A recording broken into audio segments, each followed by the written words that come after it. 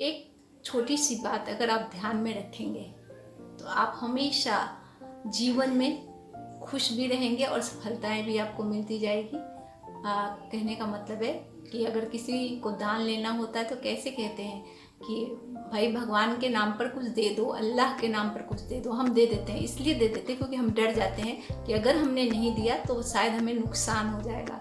अगर कोई काम हम नहीं कर पाते हैं, सामने वाला यह कहते कि ठीक है बाबा तुम भगवान के नाम पर ही कर दो इस काम को, तो हम उस काम को कर देते हैं क्योंकि हमें लगता है कि इस काम को करेंगे तो हमें फ़ायदा हो जाएगा। तो भगवान के नाम पर जब काम हमारे हो जाते हैं तो क्या हम भगवान के बच्चे हैं, भगवान ने हमें अपनाया है, भगवान हमें बहुत प्यार करता है, भगवान हमारे साथ रहता है, तो हमारे काम कैसे रुक सकते हैं?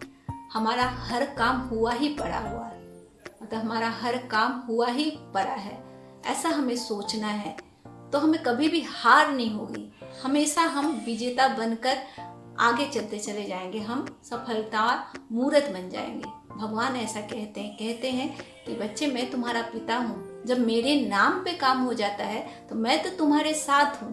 तो तुम सोचो कि तुम्हारा काम कहीं अटक सकता है, तो यह भरोसा अपने दिल को दिला ले कि भगवान मेरे साथ है, मेरा हर काम हुआ पड़ा है।